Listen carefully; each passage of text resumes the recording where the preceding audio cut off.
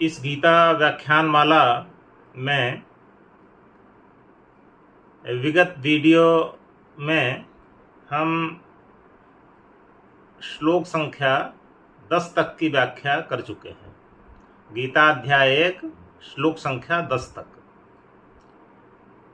पिछले वीडियो में हमने देखा कि किस प्रकार दुर्योधन पांडवों की सेना का वर्णन किया, उसके पश्चात अपनी सेना का भी वर्णन किया। अपनी सेना का वर्णन करने के पश्चात जब दुर्योधन ने देखा कि गुरुदेव द्रोणाचार्य कोई प्रतिक्रिया नहीं दे रहे हैं, न कुछ कह रहे हैं, न चेहरे पर मुस्कान आ रही है, तो दुर्योधन मानसिक रूप से व्यथित हो गया। और जैसा कि 10वें श्लोक में बता चुके हैं, 10वें श्लोक में दुर्योधन कहता है कि हमारी सेना पितामह भीष्म द्वारा रक्षित है, पितामह भीष्म हमारी सेना की रक्षा कर रहे हैं, लेकिन हमें लगता है कि हमारी सेना अपर्याप्त है पांडवों की सेना के समक्ष, और पांडवों की सेना की रक्षा भीम कर रहे हैं और पांडवों की सेना पर्याप्त है। तो वहाँ पर 10वें श्लोक के अंतर्गत दुर्योधन के मन के अंदर एक संदेह होता है अपनी सेना की शक्ति को लेकर। इसके पश्चात दुर्योधन अपना ध्यान गुरुदेव द्रोणाचार्य से हटाकर पितामह भीष्म की ओर ले जाता है। पितामह भीष्म की ओर अपना ध्यान श्लोक संख्या 11 में वो ले जाता है। आज हम श्लोक संख्या 11, 12 और 13 को एक साथ लेकर इन पर व्याख्यान प्रस्तुत करने जा रहे हैं। तो श्लोक संख्या 11 से प्रारंभ करते हैं।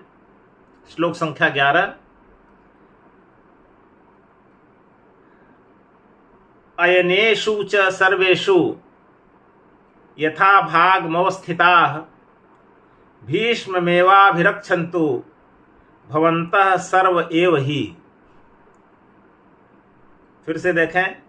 अयनेषु च सर्वेषु यथा भागमवस्थिताः भीष्ममेवाभिरक्षन्तु भवन्तः सर्व एव हि। अयनेषु च सर्वेषु। देखिए श्लोक में क्या है, गीता के श्लोक में एक एक शब्द का अगर अर्थ स्पष्ट हो गया तो अपने आप कोई भी उस श्लोक की व्याख्या कर सकता है, उस श्लोक का मर्म समझ सकता है। अब यह कि केवल श्लोक को पढ़ दिया गया और उसके पश्चात हम चाहे उस श्लोक की कितनी भी व्याख्या कर डालें, जब तक व्याख्या होती रहेगी तब तक तो श्रोता को बड़ा आनंद आएगा, उसके पश्चात वो सब भूल जाएगा। कभी अगर वो श्लोक सामने आ गया तो वो समझ नहीं पाएगा कि श्लोक में क्या कहा गया है। इसलिए श्लोक के किसी शब्द का अर्थ ज्ञात होना अत्यंत महत्वपूर्ण होता है। इसलिए हम अपने व्याख्यान में शब्दों के अर्थ पर विशेष ध्यान देते हैं, उसके पश्चात ही उसका विश्लेषण करते हैं। तो 11वें श्लोक में अयनेषु च सर्वेषु। अयन क्या होता है? मोर्चा होता है। किसी भी युद्ध के मैदान में कई मोर्चे होते हैं। जो सेनापति होता है वह अपने सैनिकों को एक एक मोर्चे पर तैनात करता है, यह देख करके कि किस मोर्चे पर कौन सा सैनिक उपयुक्त होगा, जिससे कि विपक्षी सेना को धराशायी किया जा सके। तो अयन का मतलब होता है मोर्चा। अयनेषु च सर्वेषु, सर्वेषु अयनेषु, सभी मोर्चों पर। तो सभी मोर्चों पर कौन लगे हुए हैं? सभी मोर्चों पर कौरवों के सेनापति के द्वारा लगाए गए हैं। कहाँ लगाए गए हैं? यथा भागम अवस्थिताः। यथा भागम, यथा भागम का मतलब जिसके लिए जो भी स्थान निश्चित कर दिया गया है, अवस्थिता का मतलब वहां पर स्थिर दृढ़ रूप में अवस्थित हैं, खड़े हुए हैं। तो अयनेषु च सर्वेषु सर्वेषु अयनेषु यथा भागम अवस्थिताः, सभी मोर्चों पर जिसे जिस स्थान पर रखा गया है उन स्थानों पर कौरव के सैनिक दृढ़तापूर्वक खड़े हुए हैं। भीष्ममेवाभिरक्षन्तु, भीष्मम एव अभिरक्षन्तु, भवन्तः सर्व एव ही। अगले शब्दों को देखिए, भवन्तः सर्व एव ही, भवन्तः माने आप, सर्व एव ही मतलब आप सभी लोग, मतलब कोई छोड़ा नहीं जा रहा है। भवन्तः सर्व एव ही, आप सभी लोग, आप सभी लोग कौन? जो भी सैनिक हैं। अभीष्ममेवाभिरक्षन्तु, भीष्मम एव अभिरक्षन्तु मतलब पितामह भीष्म की अभिरक्षन्तु, रक्षन्तु मतलब रक्षा कीजिए, और अभि लगा हुआ है, अभि का मतलब चारों ओर से रक्षा कीजिए। तो किसकी रक्षा कीजिए? भीष्म की चारों ओर से रक्षा कीजिए। किसके लिए कहा गया है कि रक्षा कीजिए? भवन्तः सर्व एव ही, आप सभी लोग। तो पूरे श्लोक का क्या तात्पर्य हो गया? दुर्योधन अपने सैनिकों से कह रहा है कि हमारे सभी सैनिक, जो सैनिक जिस भी स्थान पर दृढ़ता से इस समय स्थित हैं, जिस मोर्चे पर भी स्थित हैं, तो हमारे समस्त सैनिक पितामह भीष्म की चारों ओर से रक्षा करें। तो इसका मतलब 11वें श्लोक में पितामह भीष्म की रक्षा करने की बात दुर्योधन कह रहा है। अब सोचने की बात है, पितामह भीष्म की रक्षा कौन करेगा? वो तो स्वयं अपनी रक्षा करने में समर्थ हैं, इतने महान व्यक्ति हैं, फिर भी दुर्योधन कह रहा है कि हमारे सभी सैनिक पितामह भीष्म की रक्षा करें। तो ऐसा क्यों कह रहा है? दो बातों से ऐसा वो कह रहा है जो मानसिक रूप से विश्लेषण करने पर अर्थ निकलता है। एक तो अपनी इस वाणी के द्वारा पितामह भीष्म को वो अपनी ओर आकर्षित करना चाहता है, क्योंकि इसके पहले वो देख चुका है कि गुरु द्रोणाचार्य उसकी तरफ आकर्षित नहीं हुए। तो अब वह पितामह भीष्म को अपनी ओर आकर्षित करना चाहता है। और दूसरी बात, पितामह भीष्म की चारों ओर से रक्षा करने की बात इसलिए कह रहा है कि पितामह भीष्म ने प्रतिज्ञा पहले से ही कर लिया है कि किसी स्त्री के ऊपर वो शस्त्र नहीं उठाएंगे। तो पांडवों की सेना में एक स्त्री है, कौन है? शिखंडी, जो कि पिछले जन्म में स्त्री थी और इस जन्म में भी प्रारंभ में स्त्री थी, बाद में पुरुष वो बनी हुई है। तो शिखंडी को वास्तव में स्त्री ही समझते हैं पितामह भीष्म। और शिखंडी को ये शंकर भगवान ने वरदान भी दिया था कि शिखंडी के द्वारा ही पितामह भीष्म मारे जाएंगे। तो दुर्योधन इस बात को जानता है कि अगर पितामह भीष्म मारे गए तो उसकी शक्ति बहुत कम हो जाएगी, वो जीत नहीं पाएगा। इसलिए वो ये चाहता है कि पितामह भीष्म की चारों ओर से रक्षा हो, किसी भी तरफ से शिखंडी पितामह भीष्म के सामने न आने पाए।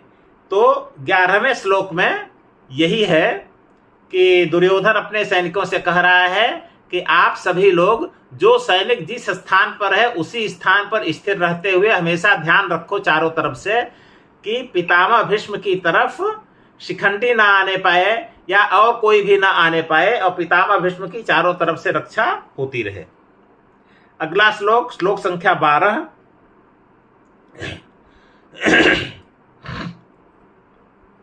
देखिए, जब श्लोक संख्या 11 में अपने सैनिकों से दुर्योधन ने कहा कि आप सभी लोग पितामह भीष्म की रक्षा कीजिए, तो श्लोक संख्या 12 में पितामह भीष्म ने अपना शंख बजाया है। तो श्लोक संख्या 12 पढ़ते हैं। तस्य संजैनन् हर्षं कुरुवृद्धः पितामहः सिंहनादं विनद्योच्चैः शंखं दधमौ प्रतापवान। फिर से पढ़ते हैं लय पूर्वक। तस्य संजैनन् हर्षं कुरुवृद्धः पितामहः सिंहनादं विनद्योच्चैः शंखम दधमौ प्रतापवान तस्य संजैनन हर्षम। तस्य मतलब उसके, किसके? दुर्योधन के हृदय में, दुर्योधन के मन में।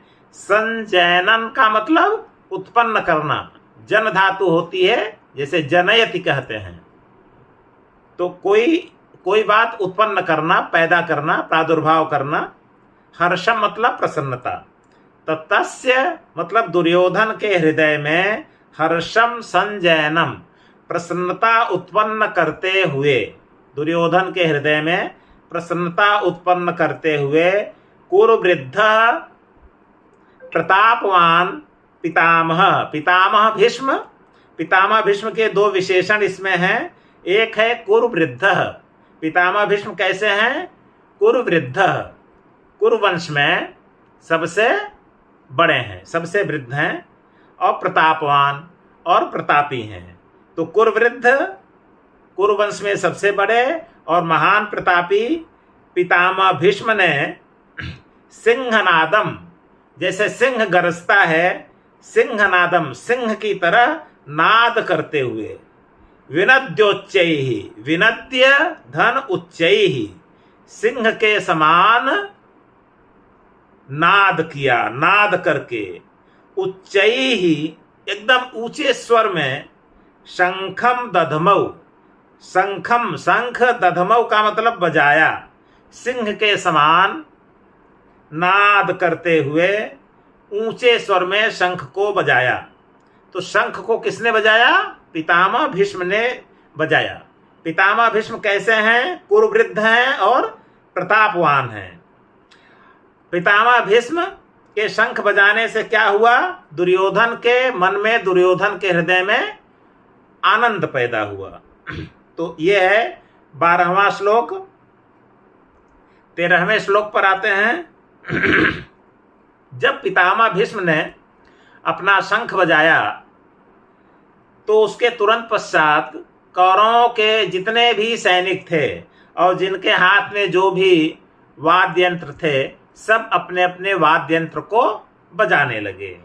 तो 13वां श्लोक, ततः शंखाश्च भैर्यश्च पड़वानक गोमुखाः सहसैवाभ्यहन्यन्त सशब्दस्तुमुलोऽभवत्।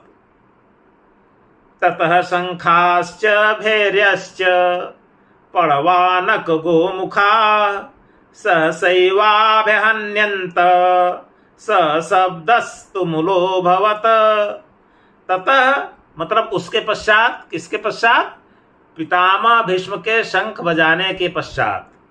शंखाश्च, शंखाश्च बहुत से शंख, भैर्यश्च, भैरी मतलब नगाड़ा, बहुत से नगाड़े, पड़वानक, पड़वानक एक पड़व, पड़व धन अनक, 3 शब्द हैं इसमें, पड़व, अनक और गोमुख, ये 3 प्रकार के वाद्य यंत्र हैं, पड़व, अनक और गोमुख। तो पड़व क्या होता है? ढोल होता है, और अनक मृदंग को कहते हैं। तो और गोमुख क्या होता है? नरसिंघा एक होता है। तो पड़व, अनक, गोमुख। पड़व का मतलब ढोल, ढोल, मृदंग और नरसिंघा।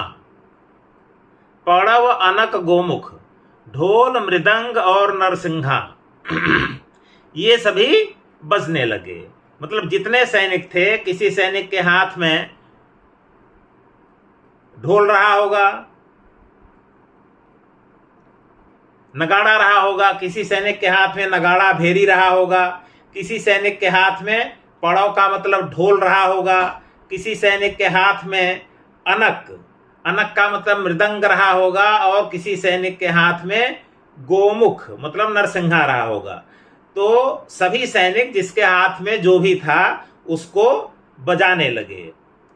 सहसैवा भ्यहन्यंत, सहसा संधि विच्छेद कर दीजिए, सहसा एव अभ्यहन्यंत, तो सहसा मतलब एकाएक, मतलब एक साथ ही, एक साथ ही, अभ्यहन्यंत एक साथ ही सभी बज उठे, स शब्दः तुमुलः अभवत। तो जब सभी एक साथ बज उठे तो उनसे क्या हुआ? सह मतलब वह, शब्दः शब्द, वह शब्द, तुमुलः अभवत। तो कैसा शब्द हुआ? तुमुलः, तुमुल शब्द हुआ, तुमुल आवाज, एक भयानक आवाज निकली। उनसे सारे आवाज मिल करके एक भयानक आवाज निकली, तुमुल निनाद जिसको कहते हैं, भयंकर, भय पैदा करने वाला। ततः शंखाश्च भैर्यश्च पणवानक गोमुखाः सहसैवाभ्यहन्यन्त स शब्दस्तुमुलो भवत। पहले पितामह भीष्म ने शंख बजाया ही था, उसके पश्चात जितने सैनिक थे वो भी अपने शंख को बचाए, नगाड़ा बजाए, पड़व, अनख और गोमुख इन सबको बजाए। तो इनसे जो शब्द उत्पन्न हुआ वह शब्द बहुत भयानक था। तो ये व्याख्या हुई श्लोक संख्या 13 की। अब श्लोक संख्या 13 तक कौरवों की सेना का वर्णन है। जब हम प्रारंभ किए थे अध्याय 1, तो शुरू में धृतराष्ट्र ने संजय से पूछा था कि हे संजय, कुरुक्षेत्र के मैदान में कौरवों और पांडवों की सेनाएं क्या कर रही हैं। तो उसके पश्चात संजय बताना शुरू किए। तो श्लोक संख्या 2 से 13 तक कौरवों की सेना का वर्णन है। इसके पश्चात पांडवों की सेना का वर्णन व अन्य प्रसंग आएंगे। तो आज हम श्लोक संख्या 13 में आकर, मतलब श्लोक संख्या 2 से 13 तक कौरवों की सेना का वर्णन कर चुके हैं।